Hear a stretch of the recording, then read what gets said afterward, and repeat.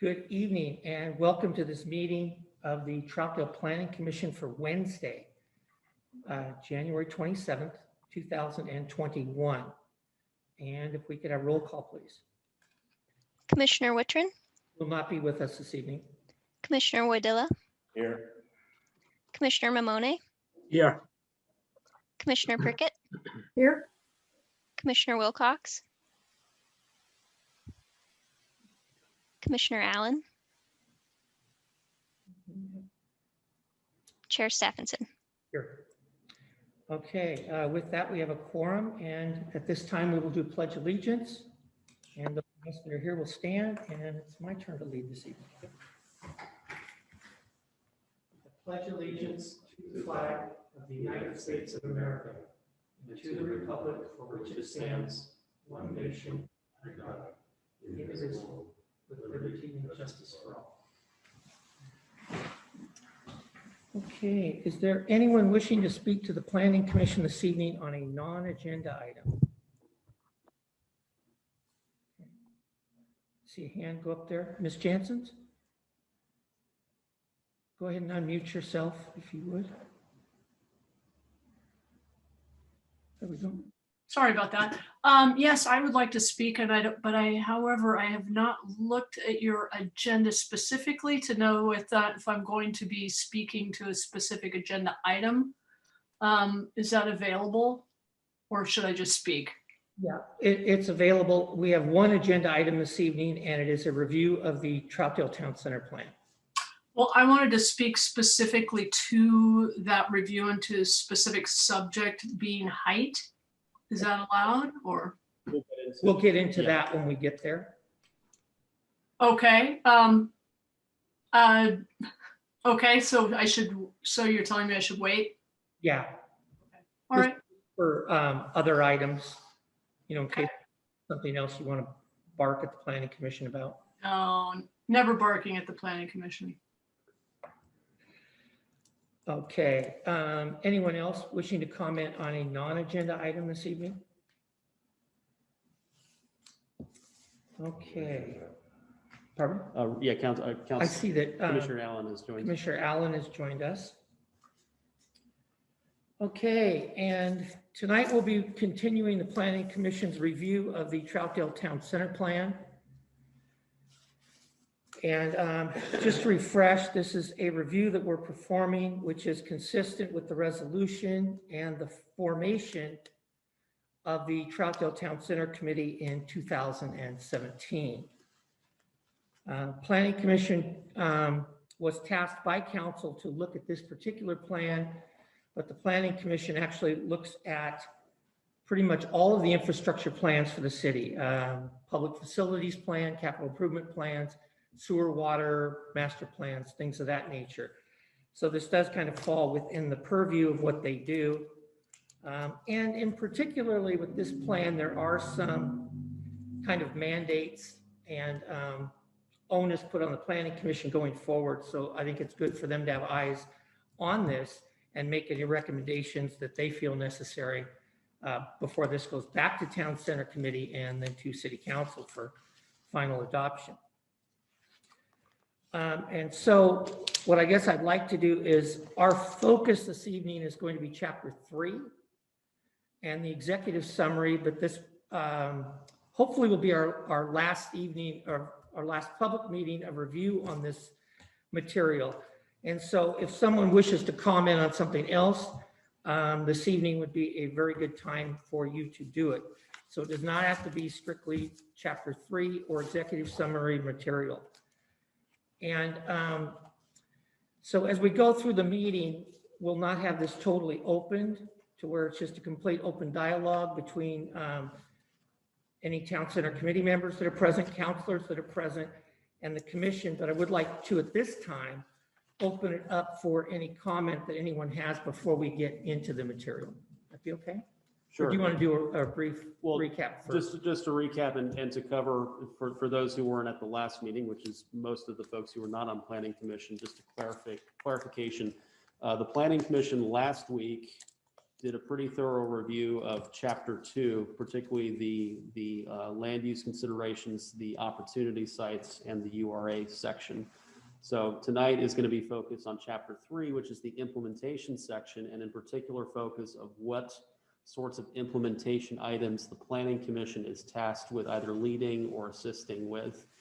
And then as the chair alluded to, there is effectively an executive summary section, which the committee members are aware of course, to just have a kind of a larger scale macro view, since that'll be the one usually most people will see. Another section, which I suspect, I know Ms. Jansen's might have a particular interest, and I suspect a couple of others may too.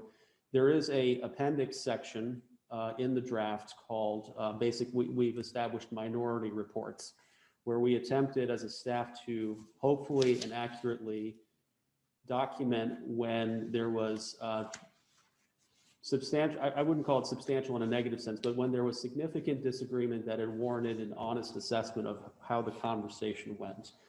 And what you do with these minority reports is you make sure you include them in the plan so that people downwind in a few years' time understand that a certain issue may have been very difficult and there was not consensus on it, and that's okay.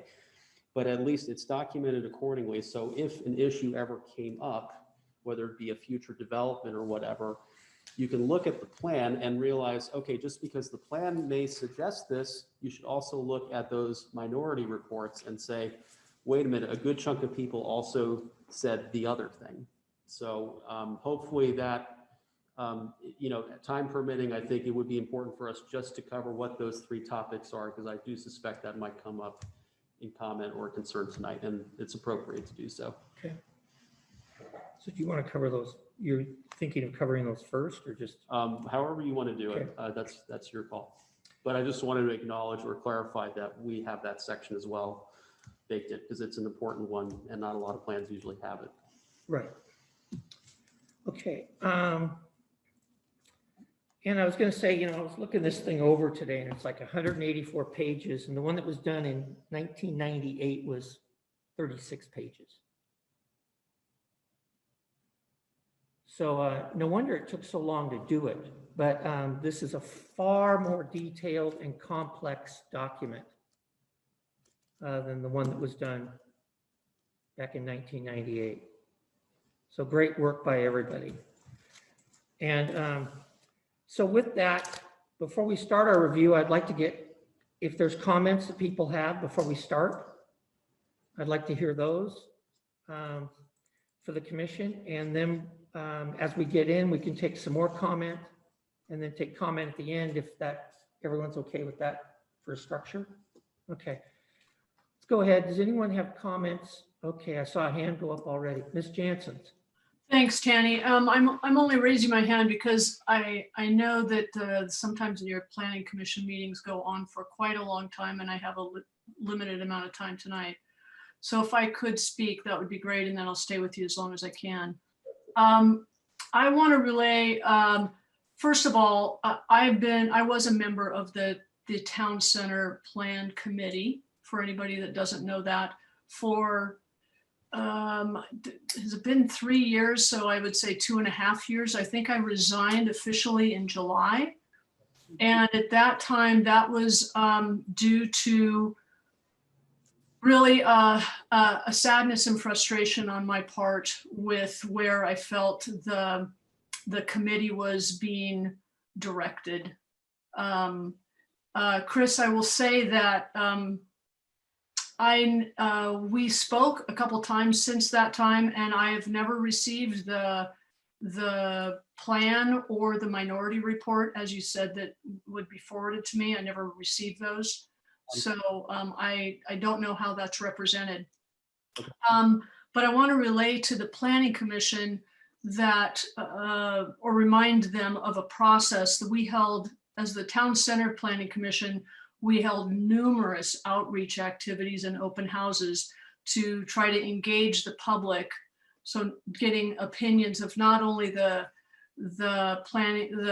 Town Center Committee itself, and bouncing ideas and really engaging in how the Town Center and the URA should look but really engaging in a complete vision process that included the public. And overwhelmingly, Troutdalians relayed the most valuable asset that they appreciated and really adored about Troutdale was the small town charm. And it was repeated over and over and over again, and was absolutely the number one belief and that people believed was the strength of Troutdale. And while we value our proximity to Portland, early on the committee recognized and emphasized the importance of not losing the unique feeling and ambiance of a small, charming, and historic hub. Then the committee invested countless hours creating a thoughtful vision statement to help guide the committee's work for future development in Troutdale. And we spent a lot of time on that.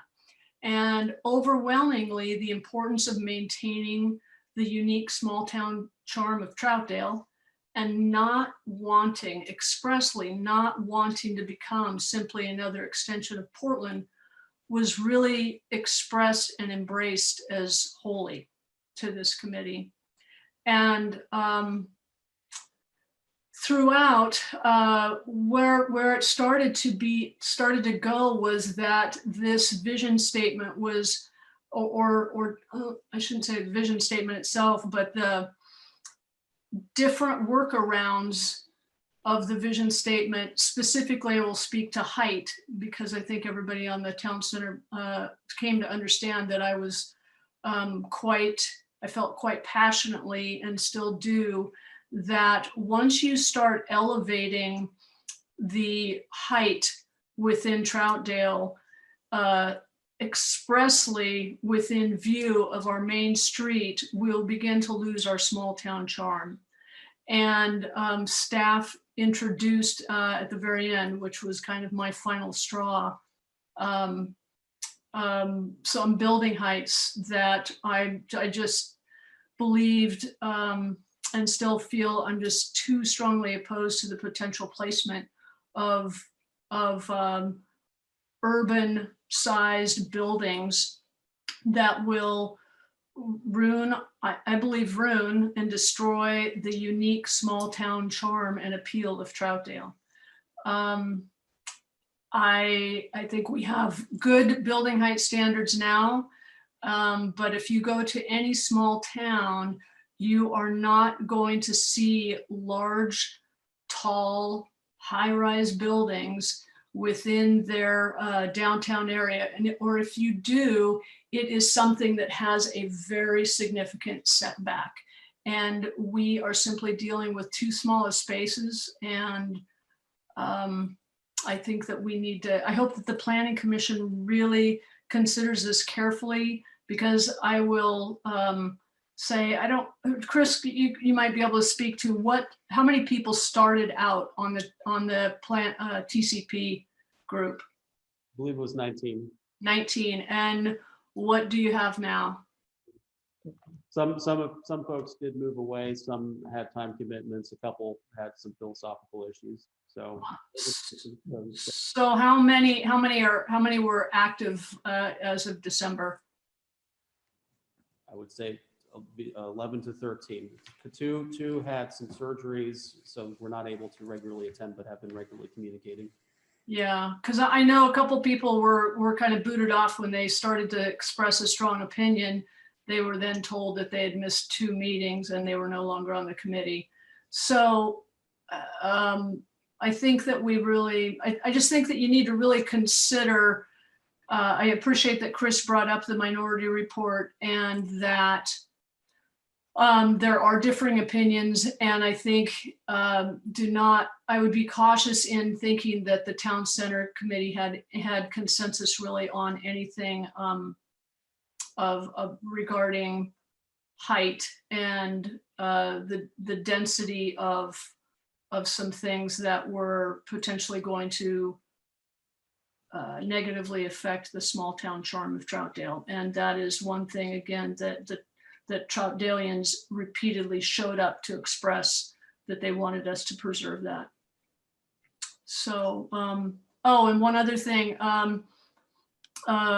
several people on the town center committee spoke to our concern for having a socioeconomic diverse group of people, and that we were at this point really lacking that, and that we really had an overabundance of housing geared for lower income, which is great, but we have enough of that. And in contrast to somebody like Lake Oswego or West Lynn, they need some of that. We, on the other hand, have a significant amount of lower income housing. And in order to, I think, really help the community be successful, we need a broader swath of housing. And Chris and Marley actually brought forward an analysis that was done that indeed pointed to the fact that the gap in Troutdale was really a need for some higher income bracket housing, and to attract that group. And I'm concerned about how we develop is going to affect our ability to attract some of those, and some of those, the employers who would have people who needed that housing. So I would also ask you to consider that. So thank you. I appreciate having a chance to speak. Thank you, Darren. Can I jump in real quick? Sure. Aaron, I thought I had gotten that out to you, and apparently I had not. So my sincere apologies. You are correct. You had asked for a copy of it, and I will certainly provide you that copy here shortly to link it. I do, and I don't know if it's appropriate now. I can provide you at least a presentation of what that minority report says with particular respect to the height, if it's appropriate to do it now. But Yeah, go ahead. okay. You can- Give me one moment while I pull up my screen here, and I can pull it up. And Aaron, we'll get you a copy of it so you can. Okay, thanks.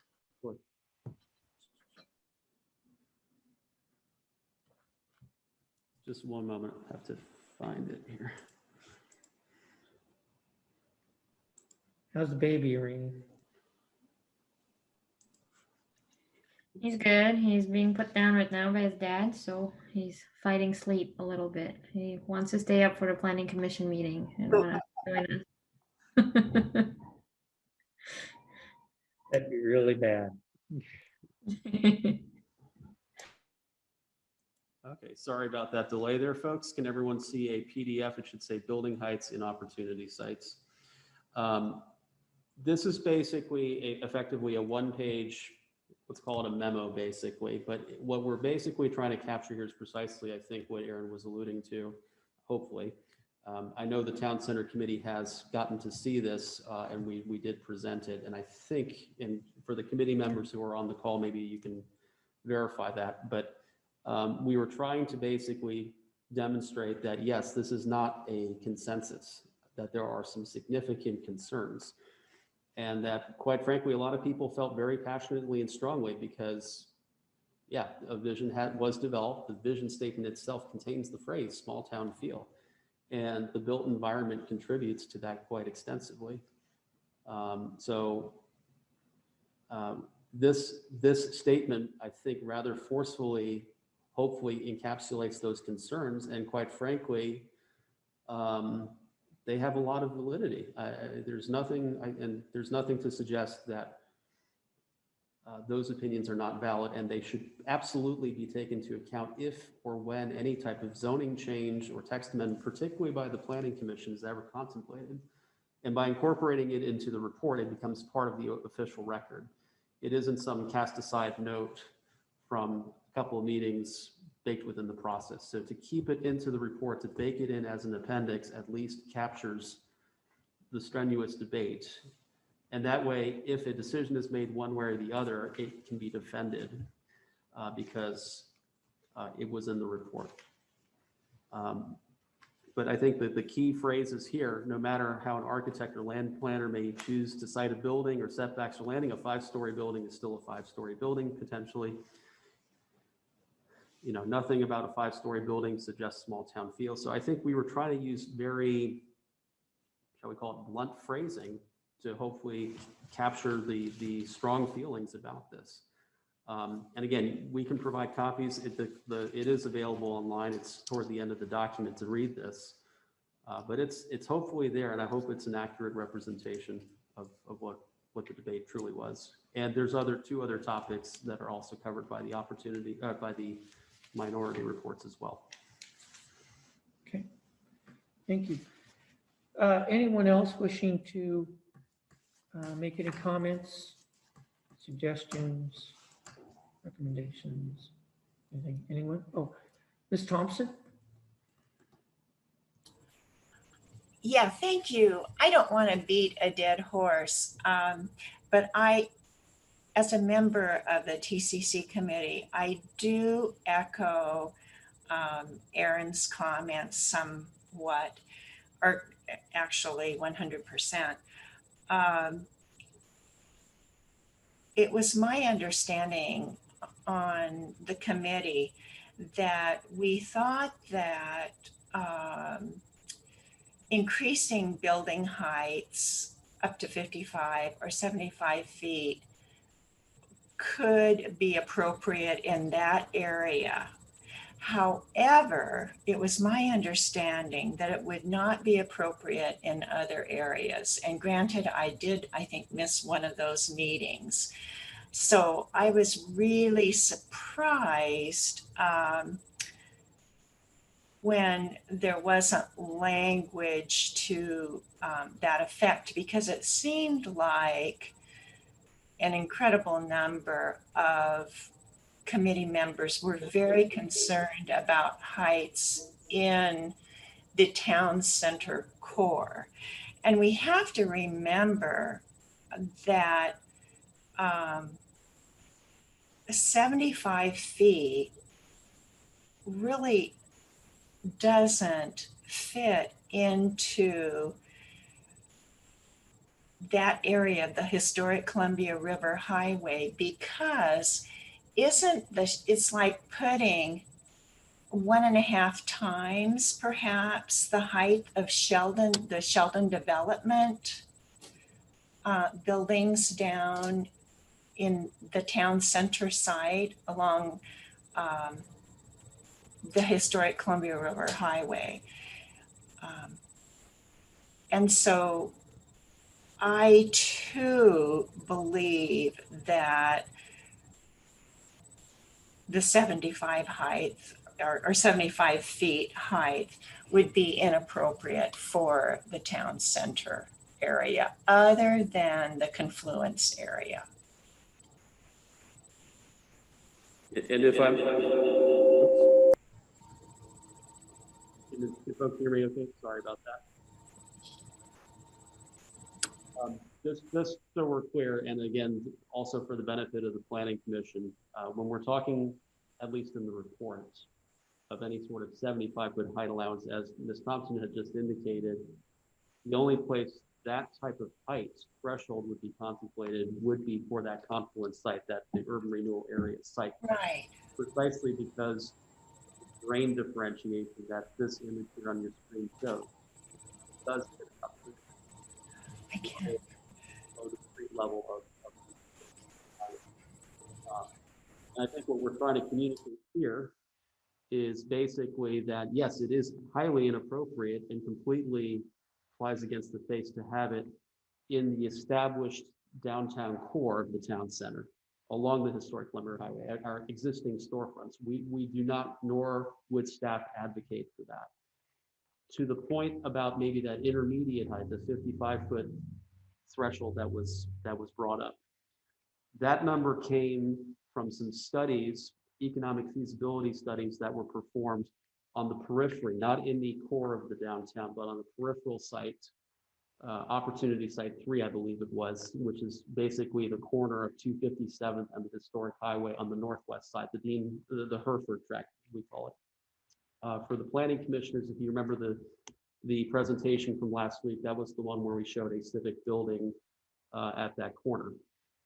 That was maybe one property where it could be contemplated, because it's situated a little bit further out from the downtown core. Maybe you could have that height escalation there, but it doesn't escape the fact that 55 feet is still a pretty big jump from what what the community is used to and has that expectation. So to be clear, we're not proposing nor advocating, nor is the town center plan saying in any clear form that the downtown core should have anything higher than what's existing. The question is it appropriate for the confluence site? And is it appropriate for maybe, I stress, potentially peripheral sites outside of the existing downtown core?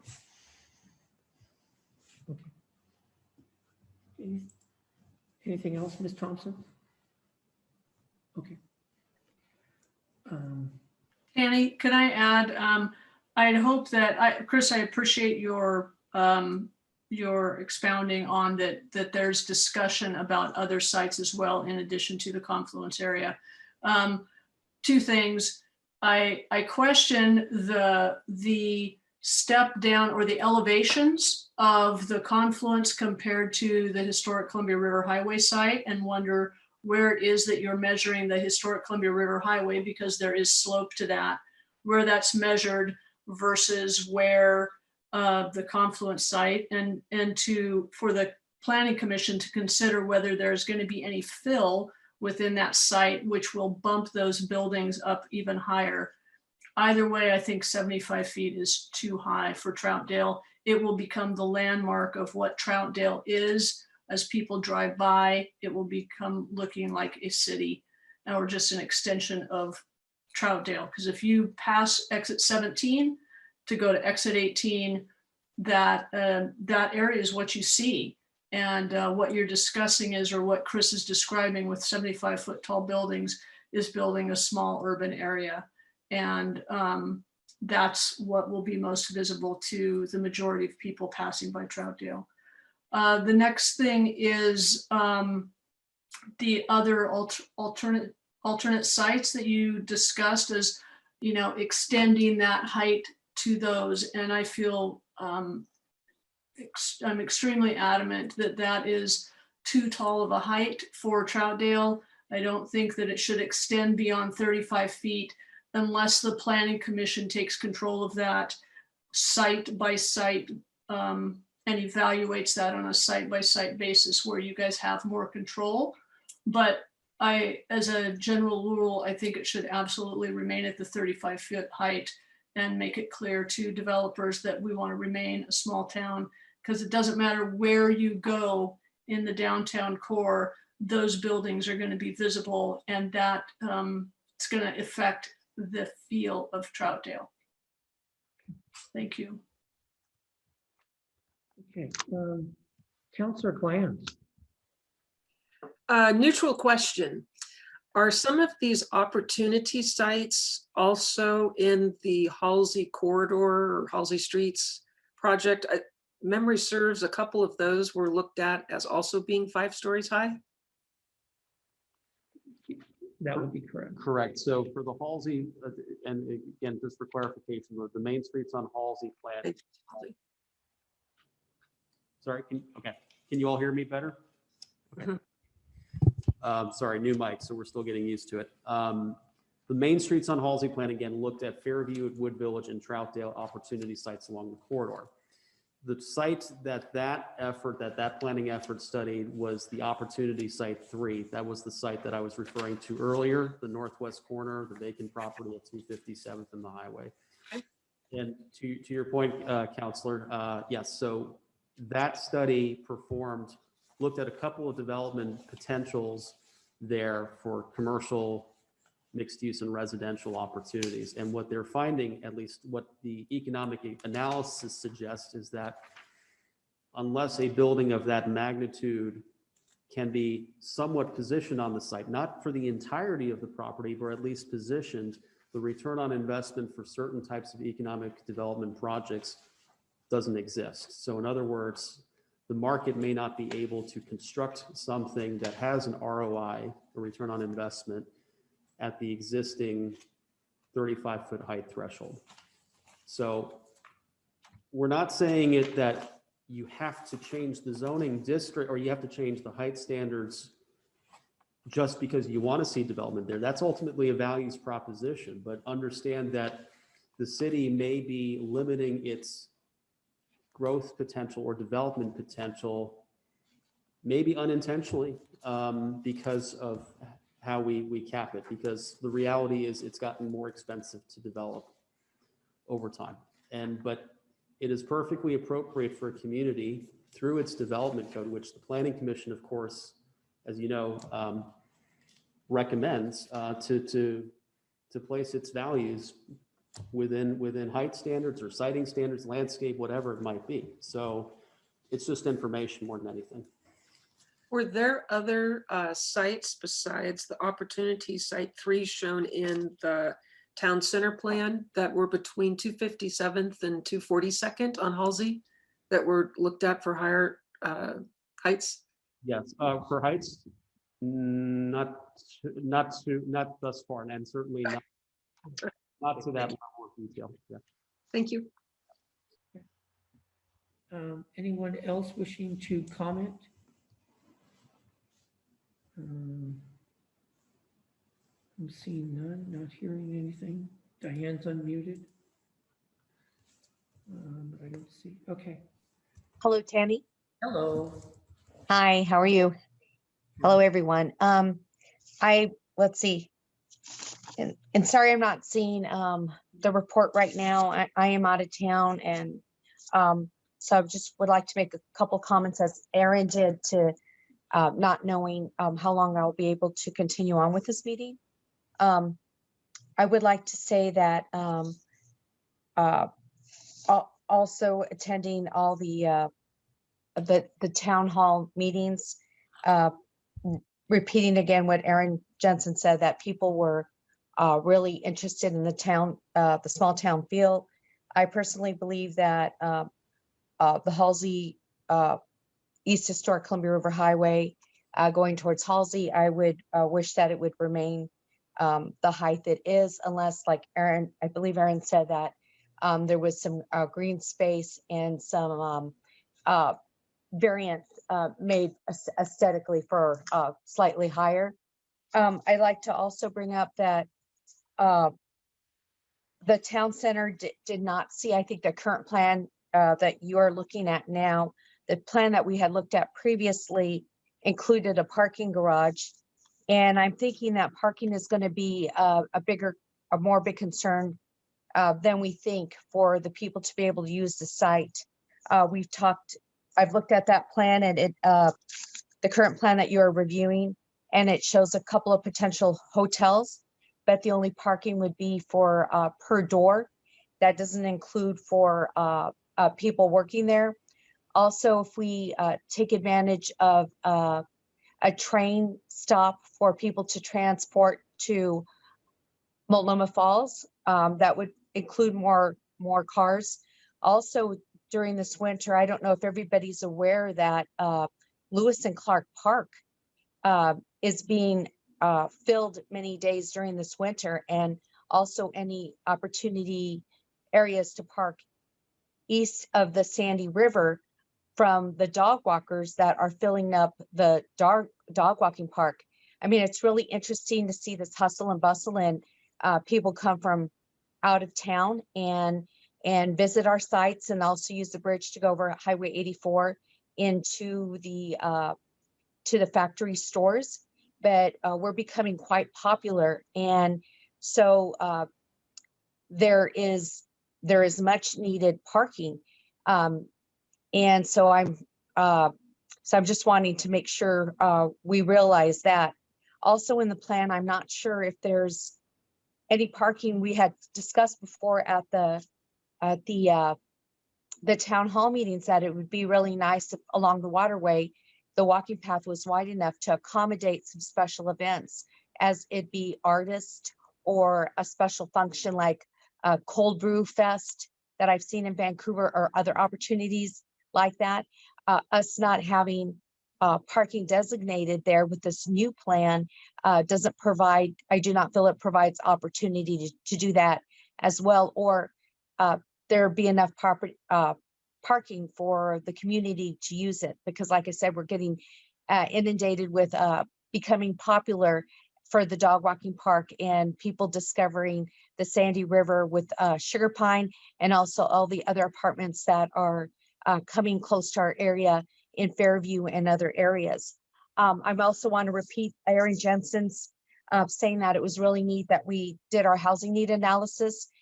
Chris was forward thinking, and that did again tell us that we were deficient in upper end housing. I am not comfortable with, it's just not my preference that we just have apartments there at the urban renewal site. I always have expressed a desire for ownership, so we could also have other stewards of keeping the area clean, because we do have one of the biggest homeless areas in all of Multnomah County, which is our 1,000 acres. So those are some of the points I just wanted to make at this time. Thank you. Thank you, Ms. White. Okay, anything else? Okay, hearing none. Let's go ahead and start with. Let me just say on the record, Aaron, I did just email you a link for it, so I'm on record now. I did my homework this time. Okay, thanks, Chris. I appreciate it. Okay. The first piece of review will be Chapter 3, Implementation, and we'll start with 3.1. Okay. One moment to catch up. Okay.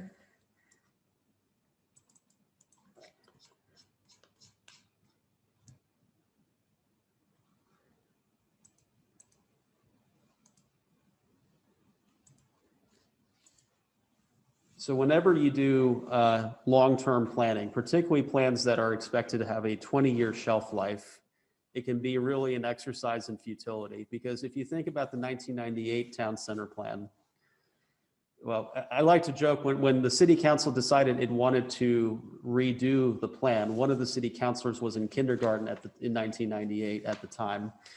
So, you have to freshen it up, but you also have to think about, where you're at, where society is at, where the economy is at. In 1998, yeah, you heard about Amazon, but it was just this little niche website where if you didn't want to go to Powell's to buy a book, you would just buy a book from there. And today it is larger than Walmart, which was all the rage back in 1998. You didn't think about a cell phone the way you do today. You don't think about a variety of things. So to try to oftentimes put policies and implementations for a 20-year period is just really, really tough. It's hard. So the approach we took, or we're suggesting with implementation, really breaks it down into two general timeframes, where you talk about basically a 5-year horizon, and then you have actionable items in year 5, 10, and 15, where you really go back and look through it and maybe update some of the implementation items you have. In this chapter, we've effectively broken up implementation into 6 just general categories. And planning commission's particular responsibilities are really on the regulatory and some of the policy actions, but also some of the urban renewal ones. There are also some future studies and parallel efforts that will involve planning commission review or oversight here or there. So our intent, I think, was just to really highlight for you all tonight where we believe planning commission fits into the puzzle as far as what an expected work plan is for the next coming years. So we were gonna, I guess, touch on that. But certainly if you have for the planning commission, if you reviewed the entire chapter and you feel like you were not signaled as a stakeholder, please call that out, because we can always add you in as one if we omitted you unintentionally. We find that the 3 most important actions that you can take to really begin plan implementation, and to be honest, some of this has already begun to occur, is to designate a city staff member to carry out the plan. That's the most important thing. Somebody has to have some accountability, so this plan doesn't just sit on a shelf and collect dust. The other thing is there should be a continued civic group observation and accountability. The Town Center Committee has done a wonderful job. They've been really patient. I don't think they expected this to take 3 years, but they've been great. And for the ones who are on the call, thank you. But they are an ad hoc group. And upon the completion of this plan, they are released from their duty, and they've done a great job. Some have expressed an interest to continue involvement and oversight. So the thought is to create a Town Center Alliance Board. We're calling it TCAB for short. which can make sure that the legacy of their work continues on. And it could potentially invite new members. It could potentially be more geared to something. But it basically reviews the city staff member and the other city staffs involved to make sure that the plan and the vision for the town center are being carried out accordingly. The third we are suggesting is starting to take steps into create a sanctioned Main Street program. And for those of you who are not as familiar with Main Street is typically a nonprofit, although it can often be housed within local government. It's an organization, a national organization that has developed time-tested principles as far as how you can continue to promote a geographic district, typically a main street or a downtown. And we feel using that approach, having staff or having dedication to that approach is going to be a good thing on that. And there'll be within the implementation ideas on how you get to that point. It's probably appropriate within a 5-year period to evaluate should this Main Street effort, which can be effectively nursed by the city for the first couple of years, should it remain a city function or should it spin off to become its own nonprofit entity? So that is going to be one thing that the plan suggests. It doesn't make a recommendation one way or the other, but it does suggest that the Main Street approach, which cares about branding implementation, event programming, sense of place, pride, recruitment, retaining, business support, networking. These are types of activities that beyond just, tweaks to the zoning code or solicitation of development, this is really what helps to create that true sense of place that is very important to people. So those are the 3 key actions that we have baked into the plan. Any questions on those 3 or the general layout on how we approached implementation? I just had one, we have a staff member basically executing the plan. Yeah, effectively, we've delegated Marley Boxler, who most of you know.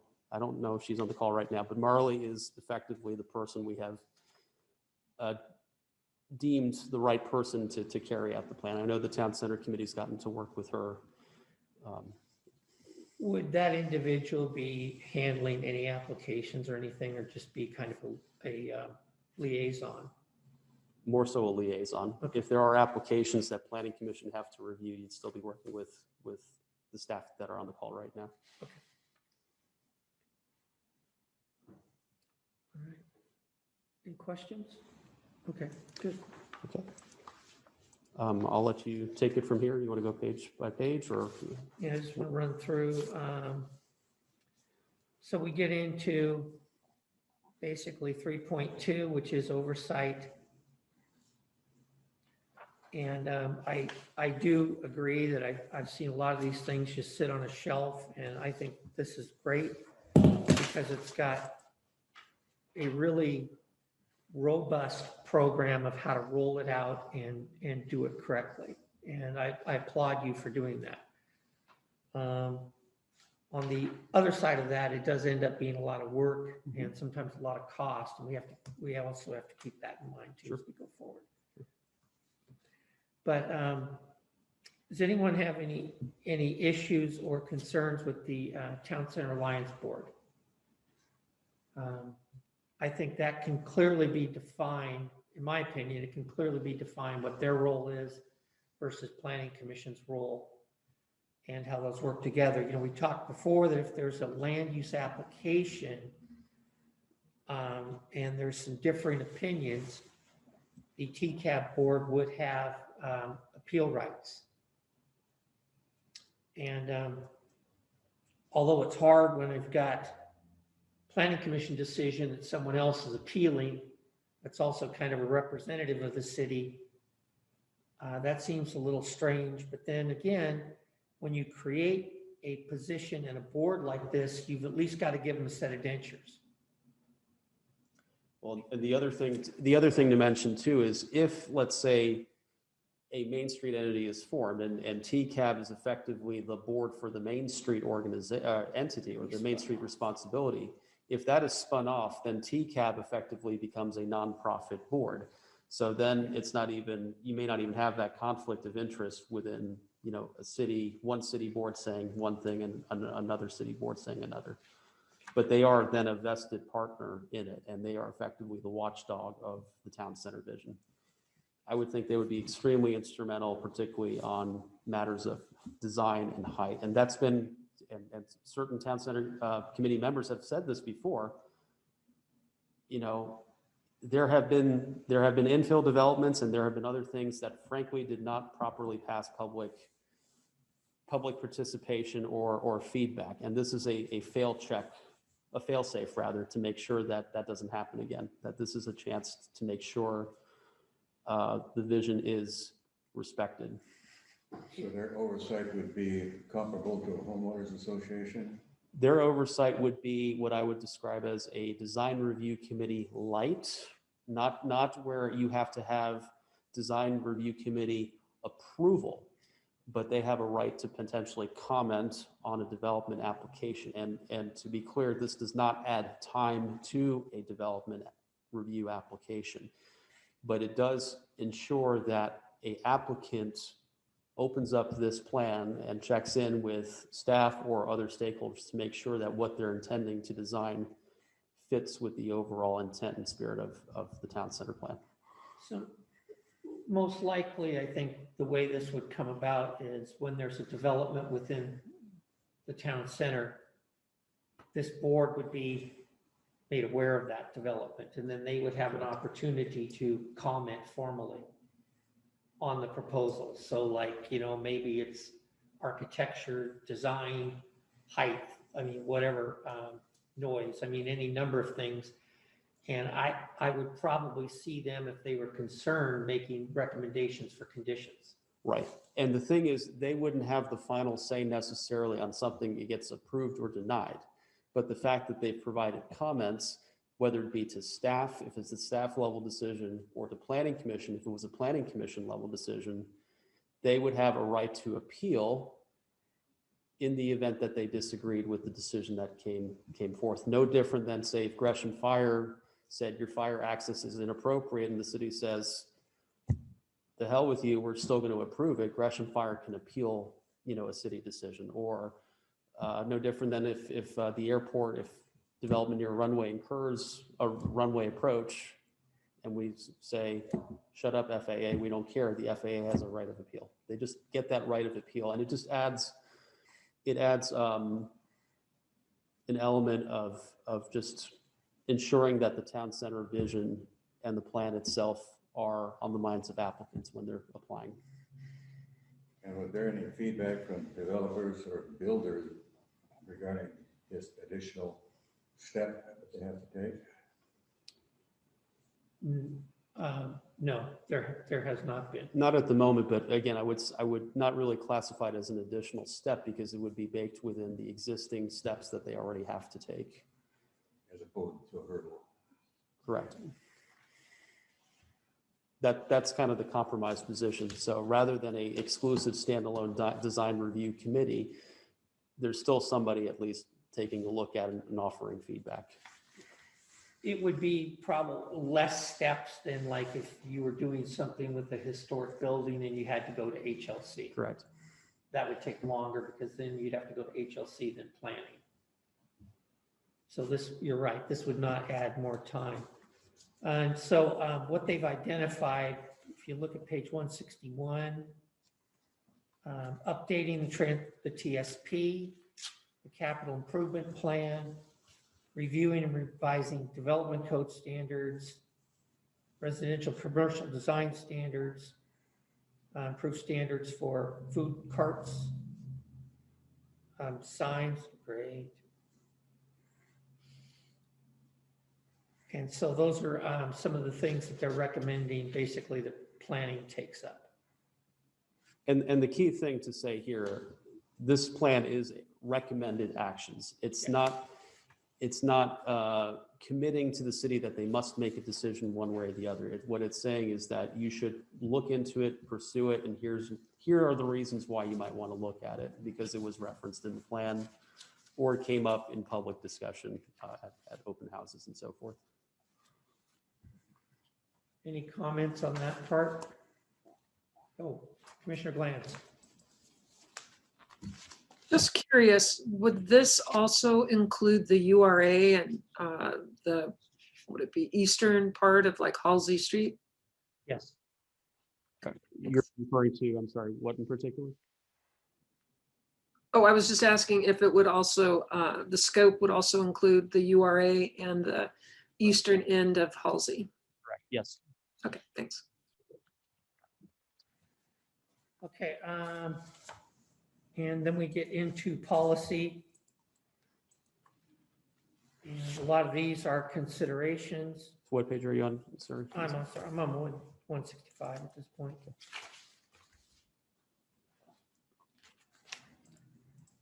Now, the other thing you'll see a lot of things in here, and they've got a lot of money attached to them. And these would be, the funds would basically be dispersed through the budgetary process, right?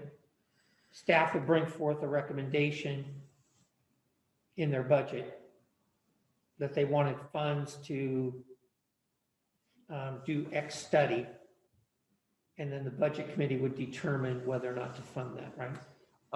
That's fair for most of them. I think on the first bullet point with the Main Street program, there's probably some of that work is already underway. Been done, yeah. Because that was part of the budget decision from this current fiscal year.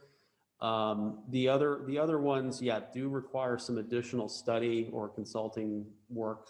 Sometimes we can carry it on as a staff. Sometimes it would have to be done through a consultant. But yeah, I mean, what we're saying here is basically, you see a lot of evaluate, consider. These are suggestions for things you should look into, or the city, I should say, collectively should look into. And in some cases, the Planning Commission itself may hear the report of it, or may advise the city council as far as whether it's appropriate or not. Particularly like the third bullet, jurisdictional transfer, even though Planning Commission doesn't really think of transportation facilities from a costing standpoint, it matters a great deal about the road ownership of those two streets, because it could have impacts as far as what could or could not be developed, or the look and feel of it. So that would be maybe one you all would take a look at potentially.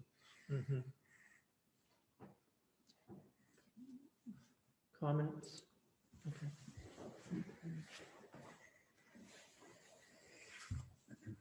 Okay, so basically we go through,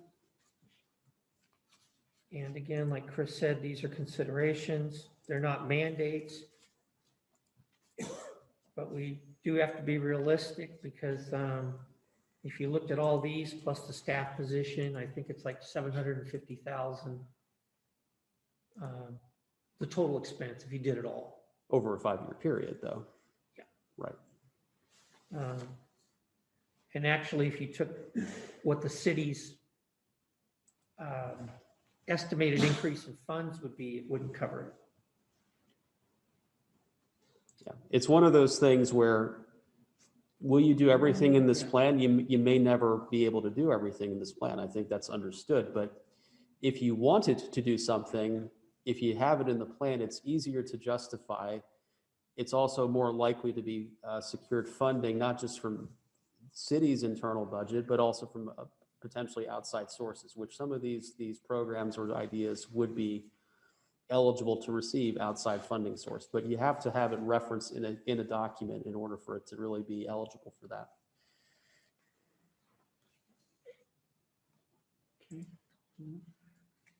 I would just say, I think overall, the amount of detail in here, and this is really good because you put in here stakeholders that should be considered. And what you estimate the financial impact would be, and how this all fits together. I mean, this is going to be really helpful for leadership going forward. Thank you. Okay. And I guess if nothing else, I'm rolling along all the way up to 178, which is talking about studies.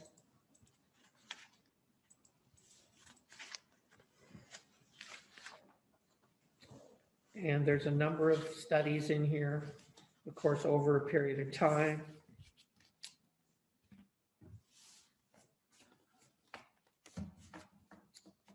And most of them don't affect us at all, really. The ones that I would say would affect planning commission though would be parking and loading potentially, because again, that can affect, particularly if you're considering, future parking structures or parking lots, which obviously take up land. You may want to look at that one for, and the Parks Master Plan, I don't recall when the resolution was, if there was a resolution to establish it, or I don't even know honestly if Planning Commission looked at the existing Parks Master Plan. Do you, I guess I'm looking at, I think we looked at the last one. I don't think we've looked at the new one. okay. Yeah. But that there may be a chance for you guys to look and review that one too. And that one, the Parks Master Plan one, will be underway in 2021. It was budgeted for, and I believe we're about to get the RFP for proposals out the door here very soon. Okay. That's largely driven by the parks staff, not by our department though.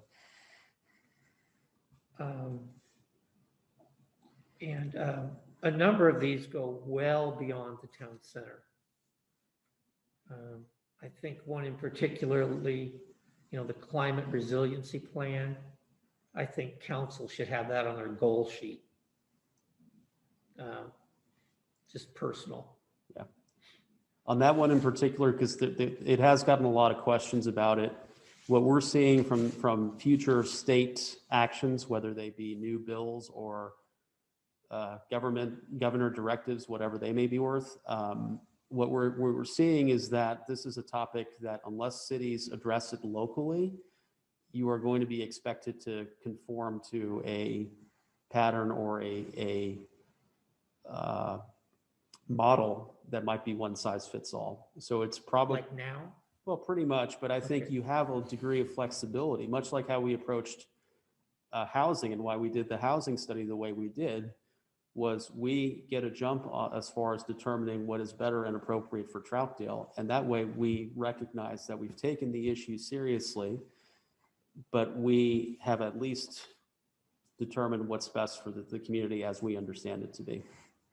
So it's just one that you don't want to get trapped into being forced into doing something downwind when you had a chance maybe to address it head on.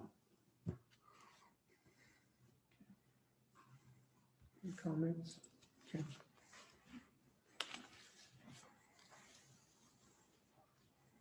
Okay, and there is a fair amount of discussion in here about a parking structure, parking garage, that it needs to be evaluated. So that one didn't totally fall out of favor. Yeah, that parking facility study was specifically in the section right above it, but yeah, it's in there.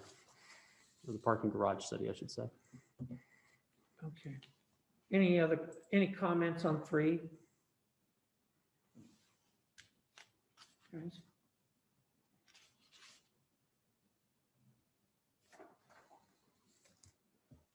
It's a lot to do. Staff's going to be really busy with this one. Good thing we like the work. But it's really a great opportunity. Okay, so with that, should we try to go through executive summary? Sure, just real quick before we do, we had mentioned at the top and we had shown one quick example of it. At the very end of the document is, again, a minority report section. The 3 topics of interest that we did highlight and the Town Center Committee did have an opportunity to see and review at their last meetings. Again, building heights and opportunity sites, which is the one we talked about earlier tonight.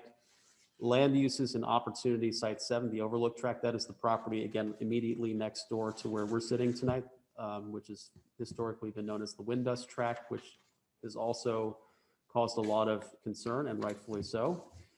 And then there is discussion about the potential for golf carts. While interesting, there also are a number of concerns associated with looking into that as a transportation or mobility solution. So there's a discussion on that in there as well. But that's, again, we wanted to ensure we hopefully and accurately depicted debate and conversation in there. So by including them in the minority reports, they are officially always part of the record and cannot be overlooked. Okay. Commissioner Allen.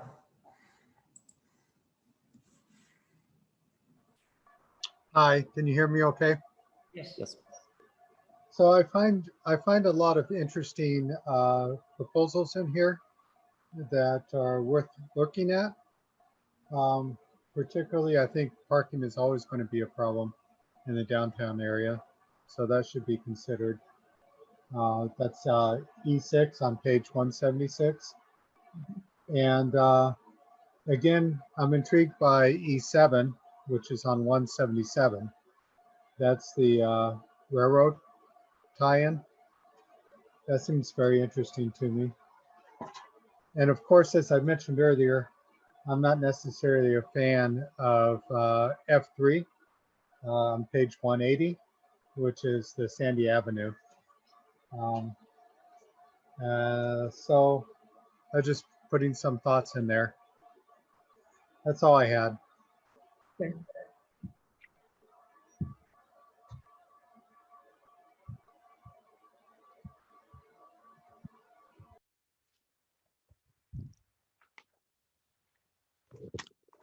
Okay. I think Commissioner Prickett. Oh, I'm sorry, Commissioner Prickett. I agree with Ms. Jensen's that I think that when we go to draft our new code, that we make it on height limitation, make it a case by case basis. So the city has better control over the development. So when we get to the code, that would be something that we should look at.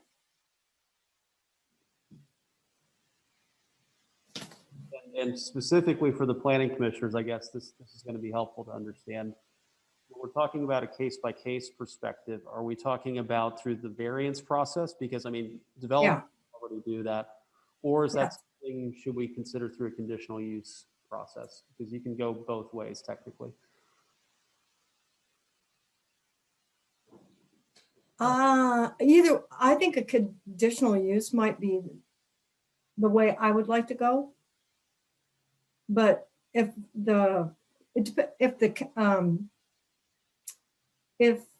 we all decide that a variance would be more workable, I would go either way.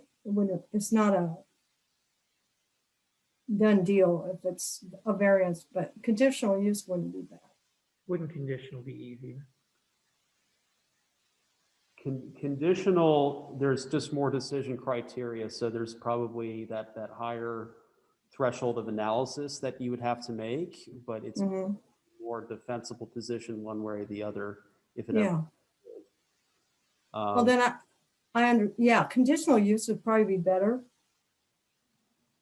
That way we can really view it. Yeah, but conditional use also, if I'm a developer, which I'm not, thankfully, but if I see a certain land use or a certain restriction on a land use listed as a conditional use, I know there's a possibility for it, and I understand the risk I would be taking if I'm submitting an application. If you don't have a certain land use type or certain extension of a land use type, then I may presume the city doesn't want it at all. So I think, we can, and Planning Commission, by the way, you will be debating this here in the next 6 to 12 months about this very topic. So, I mean, you'll have plenty of time to chew on it. There's no right or wrong way to do it one way or the other. But that'll be one that I think we'll need to figure out sooner than later. I agree. Commissioner Allen? I would like to echo Commissioner Prickett's thoughtful comments there.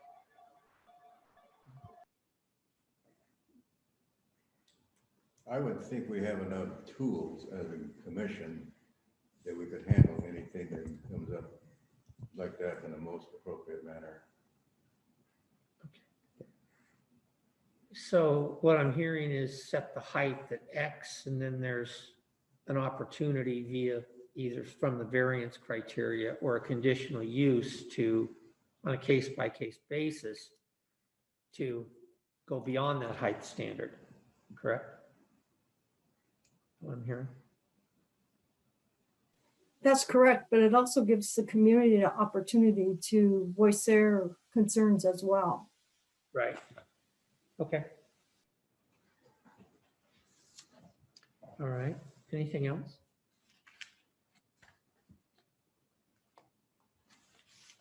Okay. Are you jumping to the executive summary? Yeah. Okay. Unless they have something else they don't like.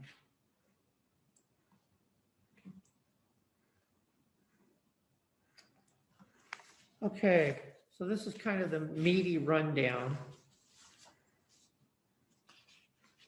And we'll just kind of breeze through this since I know you guys read this. And if you have any comments, you're going to stop us.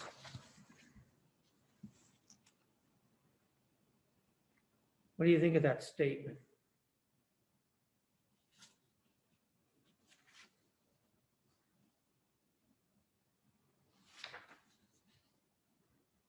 Kind of says it all, doesn't it? Yeah. Okay.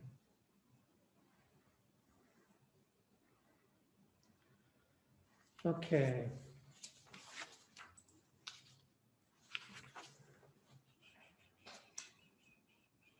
Just give me page number whenever you want to stop. Yeah, I'm just kind of rolling through. So if you guys have something, we're just going to kind of roll through the pages. That's something you want to talk about? Screen.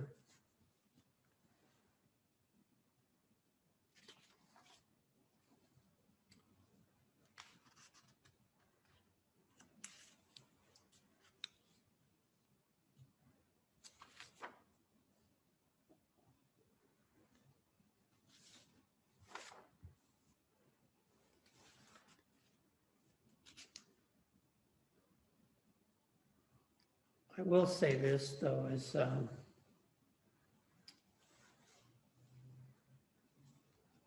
this is one I just want to touch on, is opportunity sites. Some of these, I think, are redevelopment opportunities for the city, just an opinion.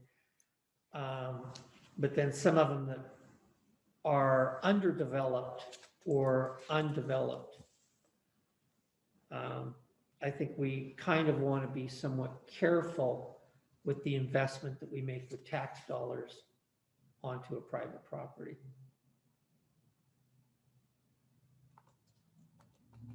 So I think it's something we need to watch as we go forward.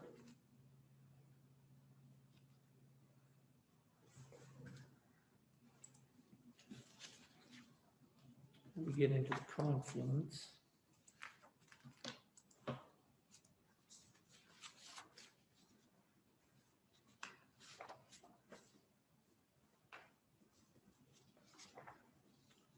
Okay, any comments on the executive summary?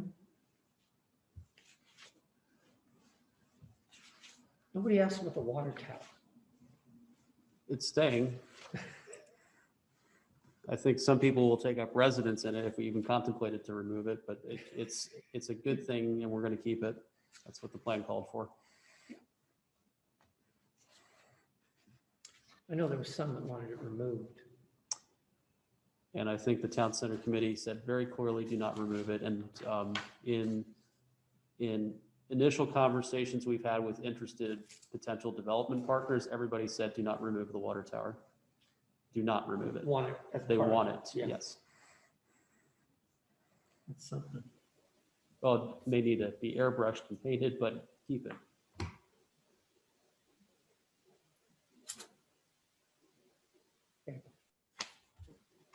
All right. Any other comments, concerns? Oh, Sure. Commissioner Prickett. I know we're focused on the town center plan itself, but is there a way this is going to be connected to the rest of the city so the rest of the city doesn't feel like they're disconnected? Because a lot of the city feels they're disconnected from downtown. They feel that it's a tourist destination only and not a place for residents to go. Well,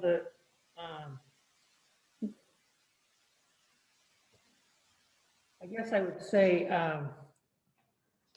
some of what the work that's been done here and the plans that are going to be implemented are going to affect the entire city, especially from an economic standpoint and a land use standpoint. But the committee's charge obviously is the town center area.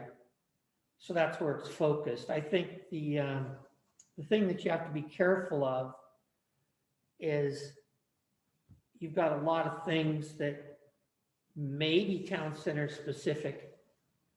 And I think this might be what you're getting to. I don't want to put words in your mouth, but maybe this is going to help the town center, but what are we doing about another area?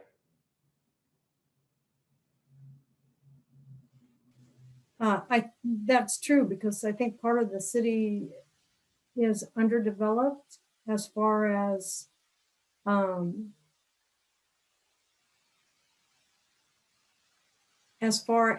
amenities. Like you have downtown and it looks great. Don't get me wrong. I love Troutdale. It's got that nice feel. I like it. But I'm less apt to go down there. For one, we have the Great Divide, which is 257.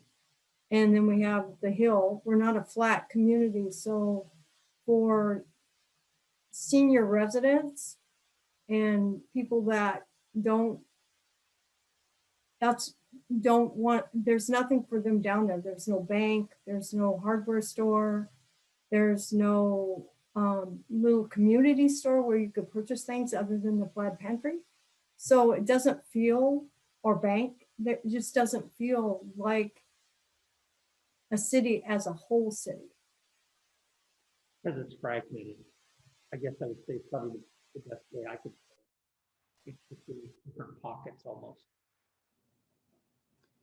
What you're talking about, Commissioner Prickett, was definitely picked up on and definitely noticed through public engagement that there was a disconnect. There is a disconnect, and several committee members, I think, articulated that too, that they felt disconnected to it.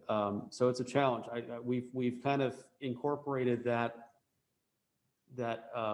statement throughout the plan. What I have pulled up here is one example where actually an economic development analysis or economic analysis said the very same thing based on your, well, again, pre-COVID, but based on your pre-COVID retail mix, you're really not orienting yourself to your residents.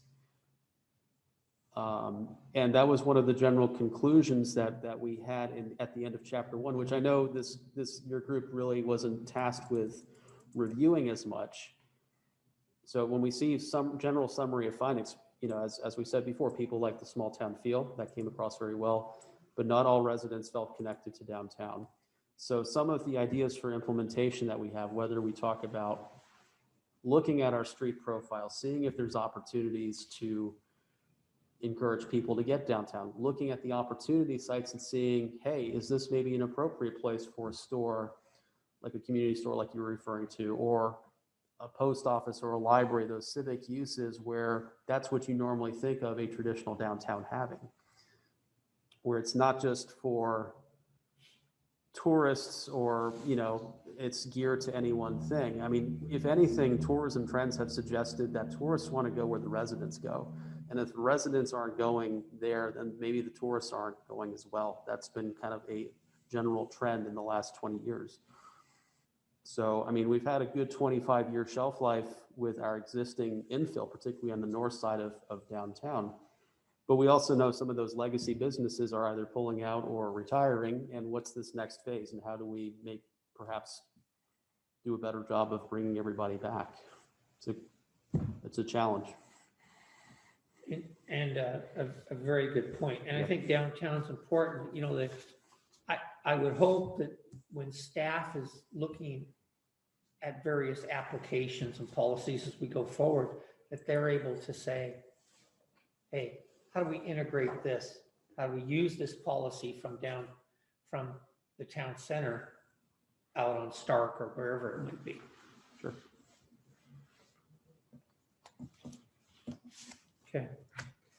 Okay, I guess I open it up. Is there any other members of the public, the committee, basically, that would like to comment at this time?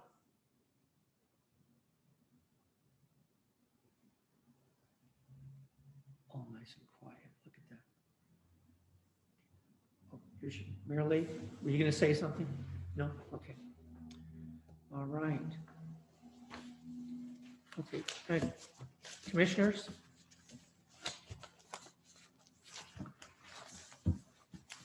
Comments and recommendations?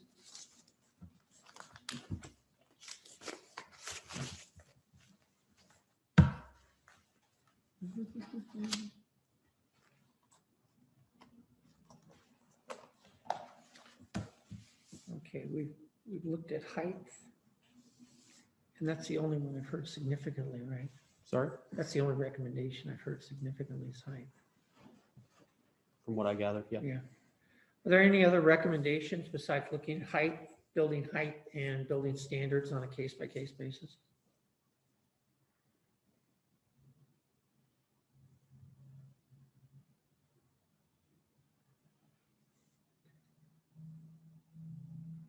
Rich, you had a couple you weren't in favor of, right? I'm just trying to remember what those were.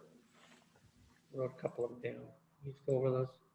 For me, it was, I wasn't in favor of the losing the Sandy Avenue to vehicle traffic, but that's mainly for the winter time. Okay. However, I did like E6 and E7. Okay.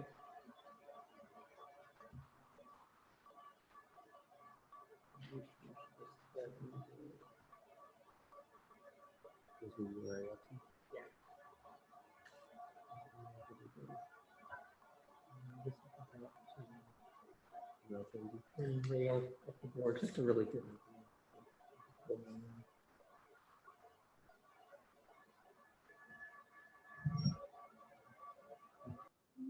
It's on your screen there. Parking facility, yeah, I like that too. I think we're gonna need it probably for a while. Okay. And Sandy Avenue is your only heartburn left, okay.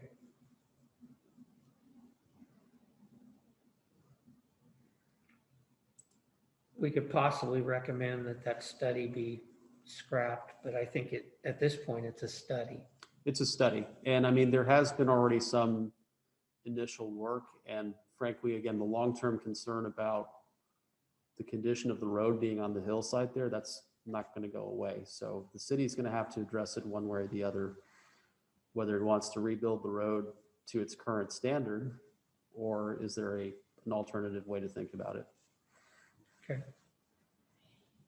But it's potential. I'm not a geotech engineer, but there is a potential that within 20 years, that road may not be safe for automotive use. Okay. If nothing's done.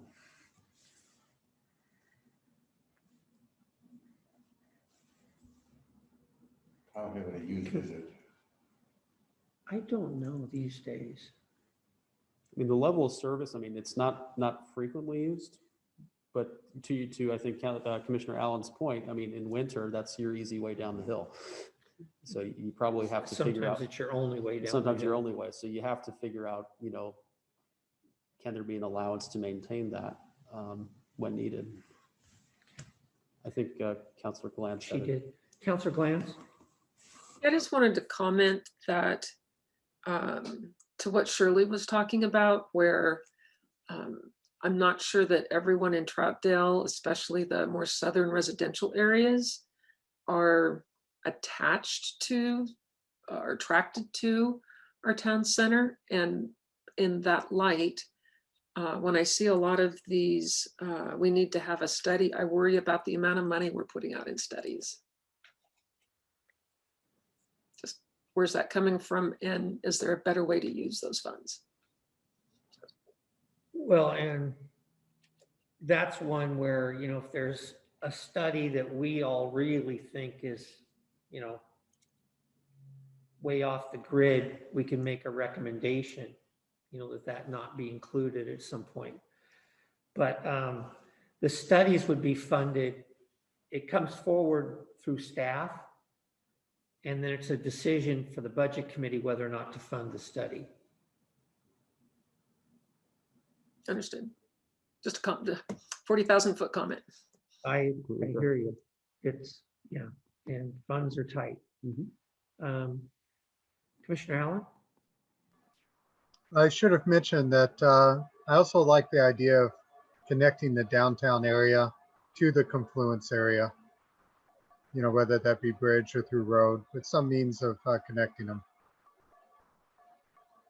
Personally, I think it's imperative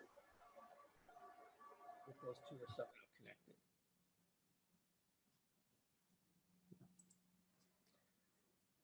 Okay. Anybody else? You guys are awfully quiet, so that means you must like this thing a lot.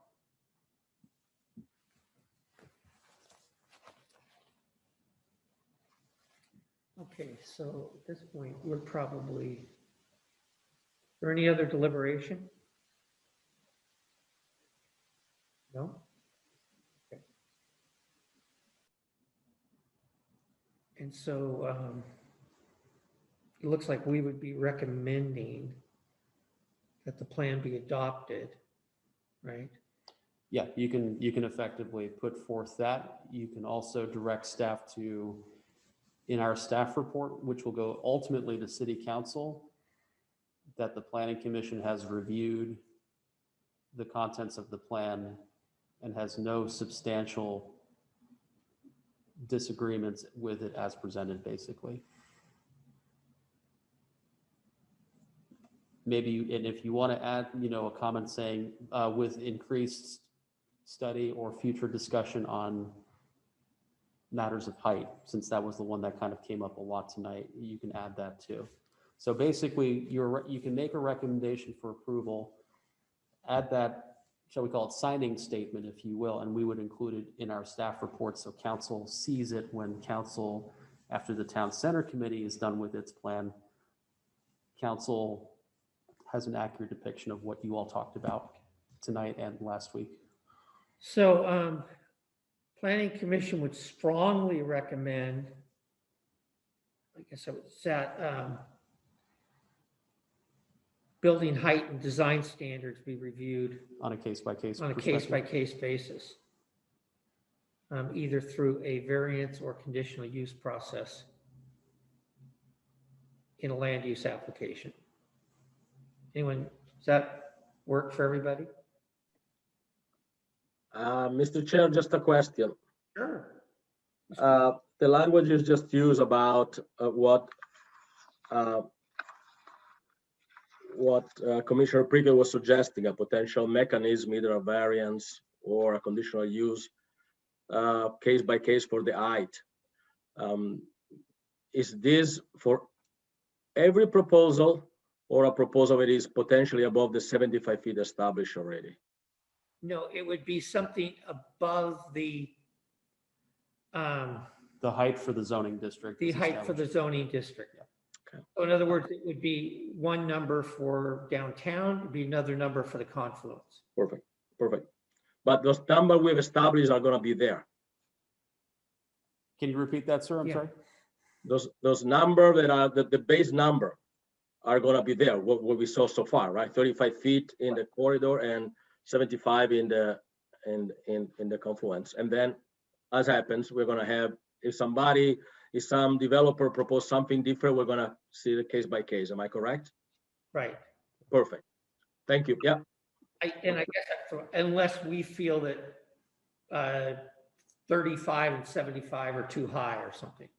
Sure. But as it is right now, perfect. I understand. Thank you very much. Okay. That work for everybody, or what do you guys think? I think there's enough comments made. If we put them all together and have a look at them on a single sheet, I think it'll help us. Okay. So we probably want to do that tonight, don't we? Yeah, if you can give, we can try to put that together. If we can take a 5-minute recess, Sure. we can bullet point that, and Okay. we'll just stop the recording for a moment, and then we'll present it back to you here momentarily. Will that work? Let's take is 5 enough? You need 5 10? should be enough. Okay, So we're going to take a 5-minute recess so the staff can work on some bullet points. We'll work through that and then come back and kind of finalize that up, okay? All right, so let's come back at 8:33 p.m. Thank you. How's the puppy? If you've seen my laptop moving at all, that might be her. She also just bit my hand like a minute ago, but she's doing good. Right. We don't cover workman's comp when you're working from home. That's okay. That's okay. My hands are covered in it. There she is. Cutie.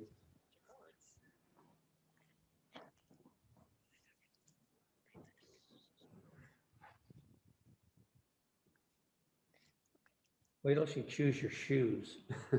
Oh, she tries every day. I'll bite you.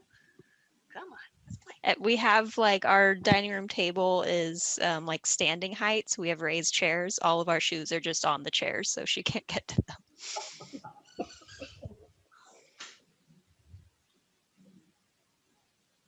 Okay, all right.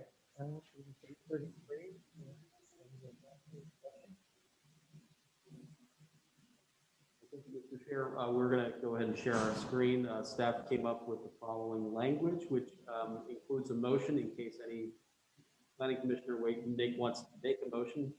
Read from that or effectively ask staff to read it and then say so moved. So let's get to that. Find it here. There we go. And certainly if any edits need to be made, you can do that. But effectively, your motion would be to recommend approval of the plan as presented to the council, and that you would request staff include the following language within a staff report that will go to the town center committee at their next meeting on the 17th, and then ultimately the city council when it goes to city council, and then basically copy pasting what's in italic there to the staff report. And certainly if you want any language changed in the italic, or if you want to change the motion itself, the world is your oyster. But this is what we are suggesting. Okay, the only other thing I was thinking of possibly adding, and I don't even know that it's necessary, would be the town center committee alliance board or its successor be notified of any type or land use applications, comments and recommendations forwarded from that committee to staff and the planning commission.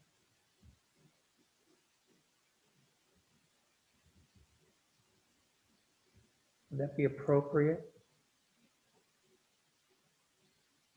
The Town Center Advisory Committee Board, the Town Center Advisory Board being notified of any type 2, 3, or 4 application. And any comments from that body be forwarded to staff and the planning commission for consideration.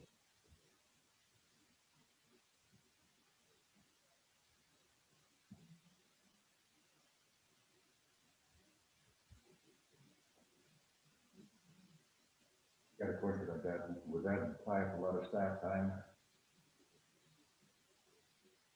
No, because we would presume that that's a staff obligation to serve our advisory board, so that would be part of their duty at this time.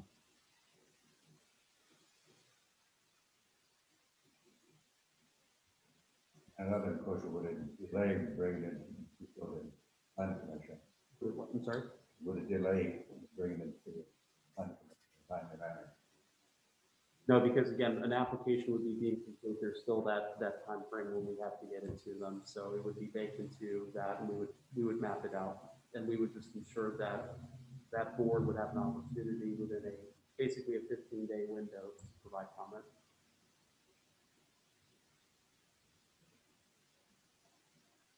Any thoughts? You guys want to chop that up or anything? Or?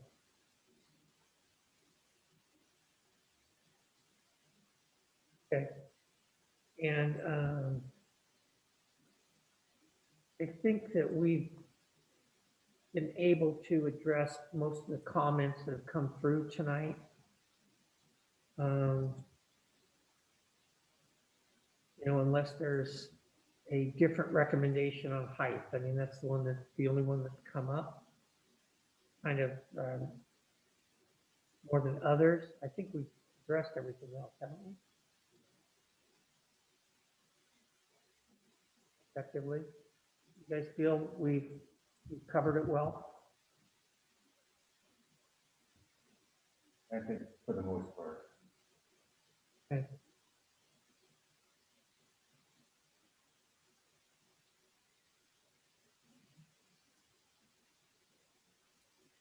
Mr. Chair, Yes. since nobody else is speaking, I move to recommend the approval of the town center plan as presented to the city council and request the staff include the following language within the staff report to the town center committee and the city council as described below. Second. Blank. Okay, we got a motion and a second to recommend approval of the town center plan as presented with the following recommendation.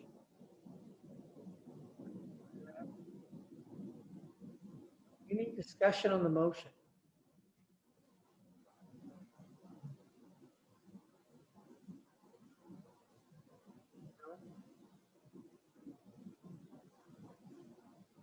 Can we add something somewhere like a friendly amendment? Just that, I don't know, this is some really good work. And a lot of people worked really hard on this. I just want us to recognize that if possible. I would like to add that, if that's okay with Commissioner Allen. Yes, it is.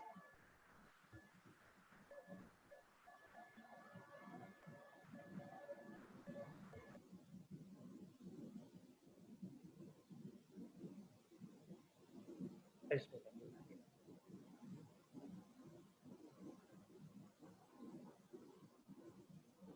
Okay, so we've amended the motion. Any discussion on that? Okay. Ms. Shackelford. Commissioner Woydilla, Yes. Commissioner Mamone, Yes. Commissioner Prickett, Yes. Commissioner Allen, Yes. Chair Stephenson. Yes, unanimously. Great job, thank you. Don't we love doing code? Thank you, commissioners. That's a big technical document, a nice step in the right direction, and I know that we'll be looking forward to providing your feedback and getting the town center committee to the finish line here very soon. If you're interested in following it, the next meeting is on February the 17th, which is the third Wednesday of the month. We will take that your comments and any edits that they have at that meeting, and we'll continue to work to a completion of it, but we're not expecting significant changes from what you viewed tonight. So thank you again for your efforts, and thank you also to the town center committee members, past and present, for your efforts as well. And hopefully we've covered your concerns and opinions correctly tonight too. And so again, for town center people, the next step will be February 17th, city council. Or so, I'm sorry, February 17th, town center. Town center committee. Come back to you for one last look and then on to council. Okay. I did have a couple of just news items for planning commission. Yes, you may. Okay. Hopefully you saw an email from us. You please save the date 2 Wednesdays from now. That is Wednesday, the 10th of February. That is the date for the 3 city planning commission meeting for the Halsey corridor code audit efforts. That is going to, the minute we have a packet and a Zoom link, we will get it to you, but please save the date. That is confirmed now for Wednesday, February 10th. That is a 6 o'clock start, not a 7 o'clock start, so please be mindful of that. It's at 6.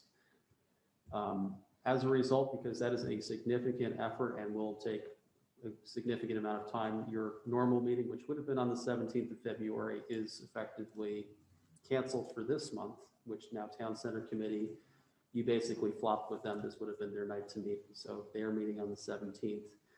So your next regular meeting after that, which starts your new second Wednesday of the month calendar, will be on March 10th.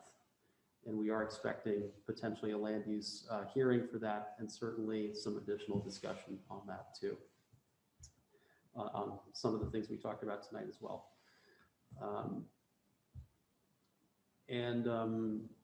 Last but certainly not least, welcome back, Irini. So we're good, very happy to have you back, and baby's doing well. So thank you. Okay, and I just want to comment again, February 10th, we're in a different time zone for that one, so we're at 6 o'clock. And just want to comment again for the record that I think it's really difficult to bring out code changes in a 3-city format. And then the next step for this is going to council. Well, prospective code changes. You're not having, again, you're not having a formal amendment application at this point. Right, but after this meeting, Planning Commission independently will take up those code changes, correct? If desired. And discuss them. If desired. I mean, Right. yeah, I mean, again, this was part of a grant application where the inevitable results, the deliverables of the consultant have to be reported, and they have to be reported to Planning Commission since it involves potential code actions, as well as council since they were the ones who authorized the grant to begin with. So it's putting a cap or a bow on that effort. And if the city, through its own policy determination, wants to take up those amendments at a future date, it goes right back to Planning Commission to either, do with it what they want. But, we're not the ones who sequence the meetings. We have to respond to what we can do. And this was not one that the city of Troutdale led that effort in. It just doesn't seem to me like it's always the most parallel effort to get where we want to go, but personal opinion. Sure. Okay. And I just want to bring up again that pothole just east of the Troutdale Bridge. It is an ODOT facility there, so we did inform the maintenance shop of it. I think they were aware of it, but we'll circle back with them again to see if we have an ETA on the repair. That'd be great if it could be in like the next year or so before it swallows somebody up. I think a 1950 Volkswagen Bug would fill it quite nicely. There you go. Okay, commissioners, anything? Okay. Question. Underneath the overpass, the west end of the I-84 overpass, we have a couple of long-term residents living underneath there. One is not so bad, but the other one is kind of messy. So I'm not sure who to call or who to ask. Well, we have done our own calling. We've been on it now for about a week, and we did execute a contract with a third-party company who cleans those up. And normally, because it's an ODOT facility, ODOT would be the one to take charge of it. But because of their other facility issues, particularly on the Banfields closer into Portland, where they're having a number of challenges, that they gladly helped or gladly passed along our ability, Troutdale's ability to get action on it. So my understanding is that that company is going to be out there within the next couple of days to perform the cleanup. Obviously that'll involve law enforcement and some traffic control there, but our intent is to get it cleaned up. We know about it, we've heard about it, and we're on it. Okay, thank you so much, because I go by there all the time and it's like migrated from the top to the bottom now. So we have that situation also under the bike path at the 84 bridge. We've had unofficial residents take place. So it's not just that bridge, but yeah, the other one too. Well, thank you so much for being due diligence. It's Joe Storage. If you happen to see him, pass along the kudos. Joe has been an excellent code officer for us, and he's been on it. Okay, thank you for it, for me. Of course. Anyone else have anything before we adjourn for this evening? Okay. And we'll adjourn. I second. Okay, we have a motion, and a second to adjourn. All in favor? Aye, Aye. Opposed? Okay, we are adjourned. Thank you all. Appreciate you. thank you. Thank you.